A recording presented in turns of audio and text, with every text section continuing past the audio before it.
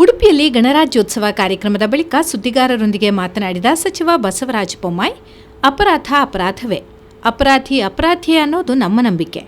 ಈ ವಿಷಯದಲ್ಲಿ ಮೊಸರಲ್ಲಿ ಕಲ್ಲು ಹುಡುಕುವ ಕೆಲಸ ಯಾರೂ ಮಾಡಬಾರದು ಎಂದು ಮನವಿ ಮಾಡಿದರು. ನಾನು ಮೊದಲನೇ ದಿವಸನೇ ಹೇಳಿದ್ದೆ, ಯಾರೇ ತಪ್ಪಿಸ್ತಿದ್ದರೂ ಕೂಡ ನಾವು ಅದನ್ನು ತನಿಖೆ ಮಾಡಿ ನ್ಯಾಯಸಮ್ಮತ ತನಿಖೆ ಮಾಡ್ತೀವಿ ಅಂತ. ಮತ್ತು ನಾವು ಎಲ್ಲಿಯೂ ಕೂಡ ಯಾವುದೇ ಸಂಘಟನೆ ಆಗಲಿ ವ್ಯಕ್ತಿಯ ಬಗ್ಗೆ ಆಗಲಿ ನಾವು ಮಾತಾಡಿರಲಿಲ್ಲ. ಅಪರಾಧನೇ, ಅಪರಾಧಿ ಅಂತಲೇ ನಾವು ಅದನ್ನು ನಂಬಿ ಆ ಕೆಲಸವನ್ನು ಮಾಡ್ತಾಯಿದ್ದೇವೆ. ಇದರಲ್ಲಿ ಮೊಸರಲ್ಲಿ ಕಲ್ಲು ಹುಡುಕುವಂಥ ಕೆಲಸ ಅವಶ್ಯಕತೆ ಇಲ್ಲ.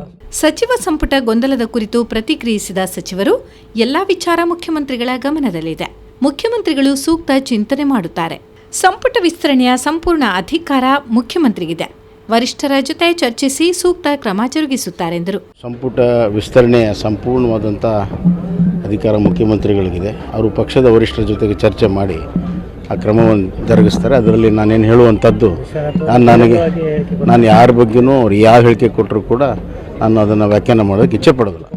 ಪೇಜಾವರ ಸ್ವಾಮೀಜಿಗೆ ಮರಣೋತ್ತರ ಪದ್ಮವಿಭೂಷಣ ಪ್ರಶಸ್ತಿ ಸಿಕ್ಕಿದ್ದಕ್ಕೆ ಸಚಿವ ಬಸವರಾಜ ಬೊಮ್ಮಾಯಿ ಅಭಿನಂದನೆ ಸಲ್ಲಿಸಿದರು.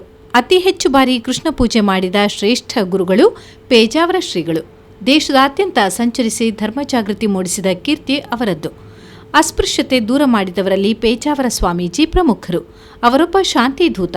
ಅವರ ವಿಚಾರಗಳಿಗೆ ಗೌರವ ಕೊಟ್ಟು ಶ್ರೀಗಳ ಮಾರ್ಗದಲ್ಲಿ ನಡೆಯೋಣ ಎಂದರು. ಶ್ರೀಮಠದ ಅತ್ಯಂತ ಹೆಚ್ಚು ಬಾರಿ ಪರ್ಯಾಯವನ್ನು ಪಡ್ಕೊಂಡಂಥ ಶ್ರೇಷ್ಠ ಗುರುಗಳು ಕೇವಲ ಉಡುಪಿ ಅಷ್ಟೇ ಅಲ್ಲ, ಇಡೀ ದೇಶಾದ್ಯಂತ ಸಂಚರಿಸಿ ಧರ್ಮ ಜಾಗೃತಿಯನ್ನು, ನ್ಯಾಯವನ್ನು, ಅಸ್ಪೃಶ್ಯತೆ ದೂರ ಮಾಡುವಂಥ ಕೆಲಸವನ್ನು, ಈ ದೇಶಕ್ಕೆ ಒಂದು ಶಾಂತಿಯ ದೂತನಾಗಿ ಕೆಲಸ ಮಾಡಿದಂಥ ಪರಮ ಪೂಜ್ಯ ಪೇಜಾವರ ಶ್ರೀಗಳಿಗೆ ಮರಣೋತ್ತರವಾಗಿ ಇವತ್ತು ಪದ್ಮವಿಭೂಷಣ ಸಿಕ್ಕಿರುವಂಥದ್ದು ಇಡೀ ನಮ್ಮ ನಾಡಿಗೆ ಗೌರವ ಸಿಕ್ಕಂತಾಗಿದೆ.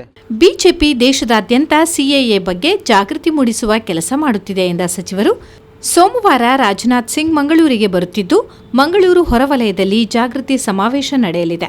ಶಾಂತಿ, ಕಾನೂನು, ಸುವ್ಯವಸ್ಥೆಗೆ ನಮ್ಮ ಇಲಾಖೆ ಎಲ್ಲ ಕ್ರಮ ಕೈಗೊಂಡಿದೆ ಎಂದು ಹೇಳಿದರು.